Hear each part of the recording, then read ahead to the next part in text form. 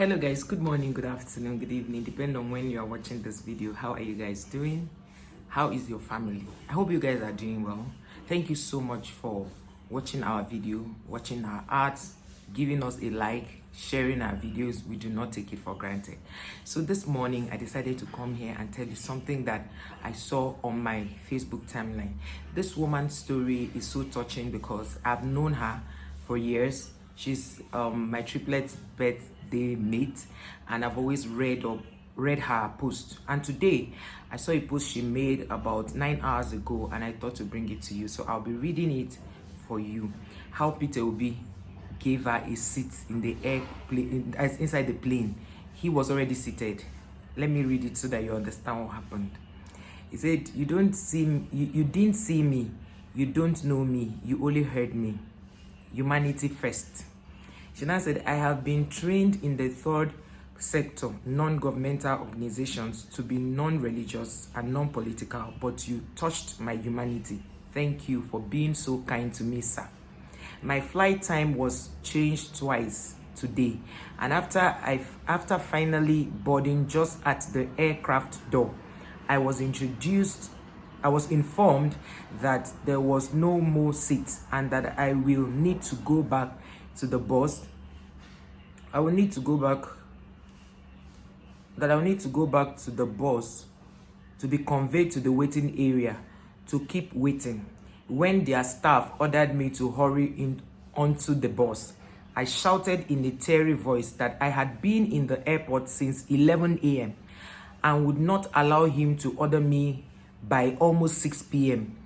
Hopelessly, I turned around and started walking down the stairs.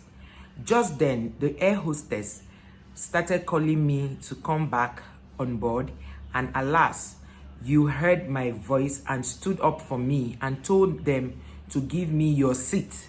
My tears came down my cheeks when I felt your genuine care for a stranger in distress.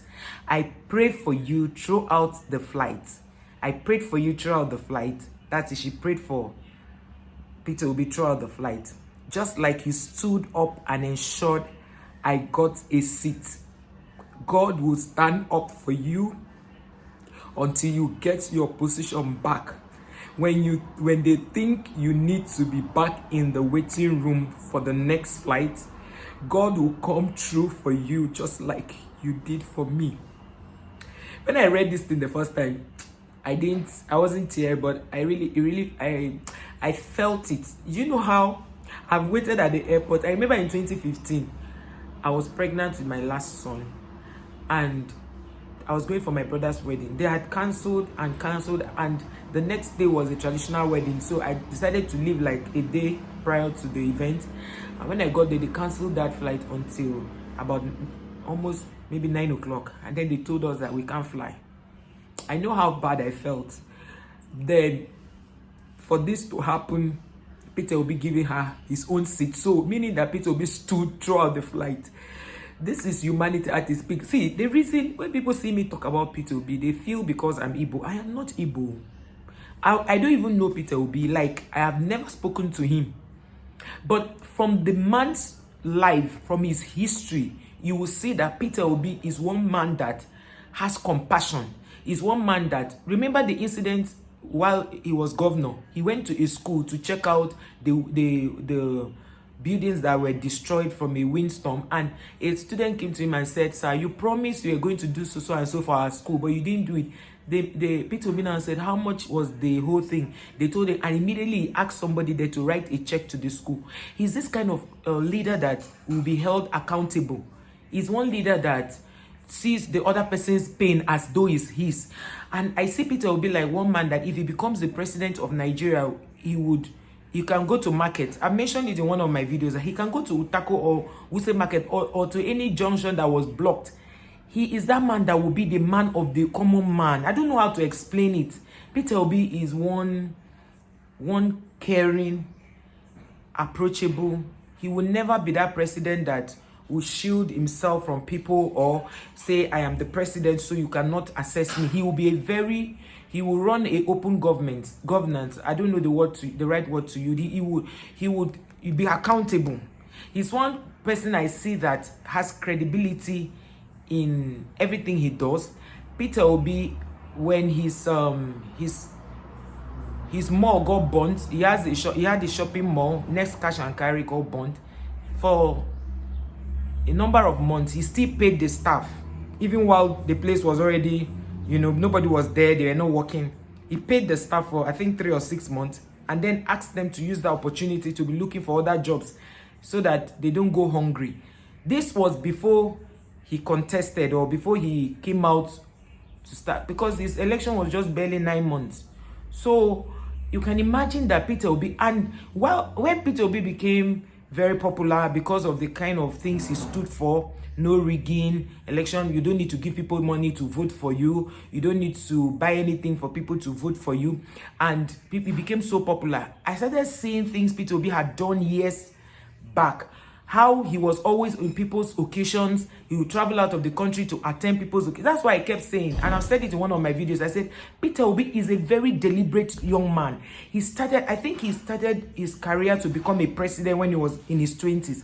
Because how do you explain a man who refused to collect all the things he had, that he had opportunity to take? They weren't like bribe, they didn't come as bribe, but he refused because he wanted to set a standard for himself, that he didn't want to indict himself. He didn't want anything that would rope him, anything that would dent his name, and that's how Peter Obi grew.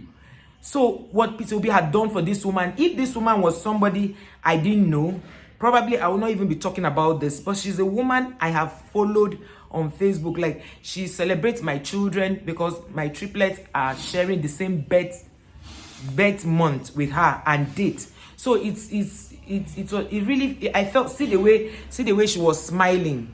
Just see the way she was smiling.